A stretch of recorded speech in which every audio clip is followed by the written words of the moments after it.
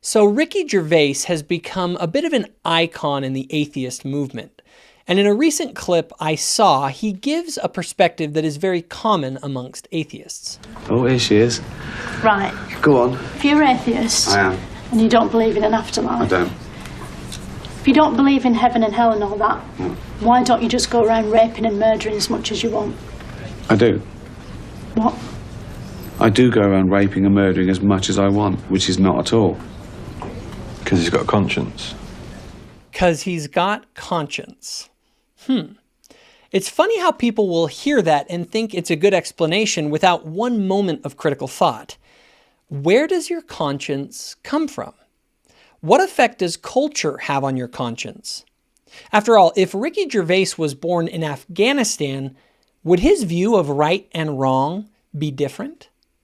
If he was born 1,000 years ago amongst the Aztecs, he likely would think of human sacrifice as a moral good. Maybe Ricky is missing the point here. The deeper question is if there is a transcendent moral order at all. Doing what we prefer to do is not the issue. The issue is if we should prefer some things over others. The question is if our conscience is actually calibrated towards something more than our arbitrary preferences, socially constructed norms, or base biological impulses. Ricky is simply missing the point. But let's go on. But if death is just the end, what's the point? What's the point in what? Living. Might as well just kill yourself. So if you're watching a movie and you're really enjoying it, something with Kevin Hart in, Yeah. and someone points out that this will end eventually, do you just go, oh, forget it then, what's the point, and just turn it off? No, because I can watch it again. Well, I think life is precious because you can't watch it again. I mean, you can believe in an afterlife if that makes you feel better. Doesn't mean it's true. But once you realise you're not going to be around forever, I think that's what makes life so magical.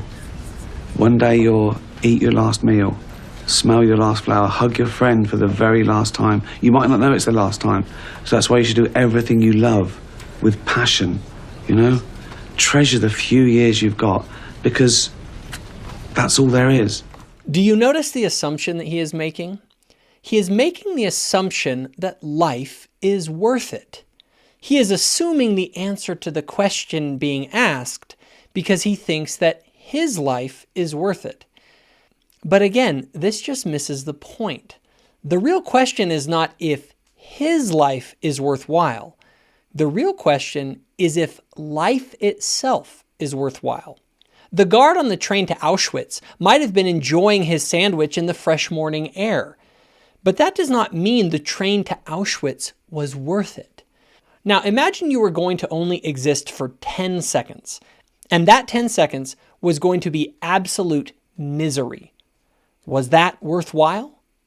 Is suffering that leads to no positive future gain something we should think of as being good? And that is the problem that still exists if the time span is 80 years instead of 10 seconds. So what if your life is great? What if the vast majority of lives entail more suffering than joy? And if you think that is not the case, you don't know much about human history or the fact that human beings have largely been able to transcend suffering and find joy through some kind of faith in a bigger picture. In fact, some more astute atheists argue that religion is evolutionarily necessary for the very reason that it keeps human beings from descending into a nihilistic hole that leads to our extinction. And I have not even mentioned the immense suffering in the animal kingdom.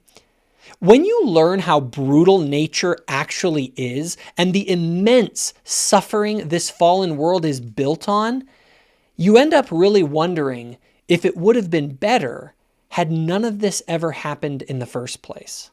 The reality is that both atheists and believers should be able to agree that we live in a fallen world. The only question is if there is any redemption. The only question is if there is anything that can ultimately fix this. We say that something does not matter in the end if the results are the same regardless of what you do. If oblivion is what awaits everyone no matter what anyway, then on a big picture, nothing you do matters in any ultimate sense. You will cease to exist along with any memory of it.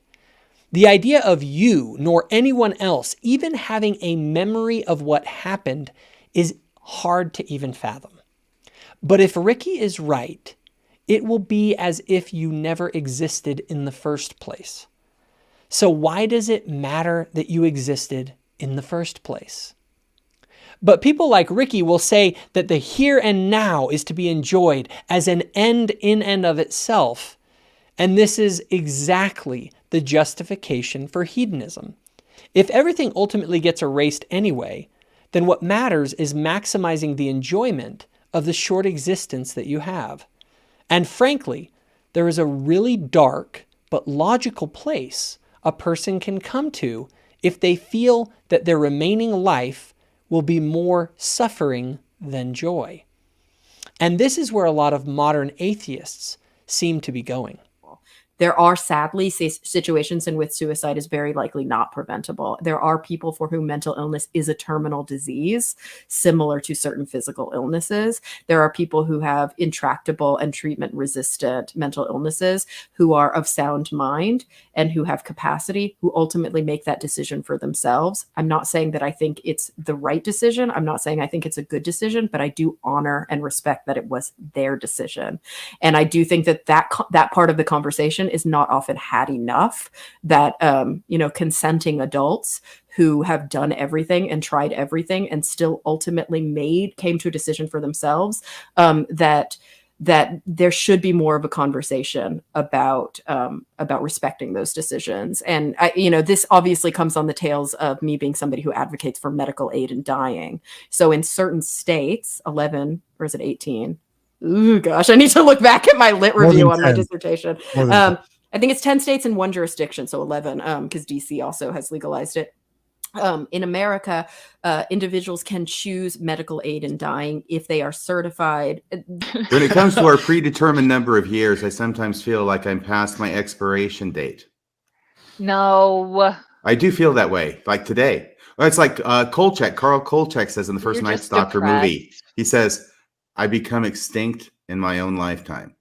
The reality is that logically consistent atheism will lead to a hedonistic nihilism.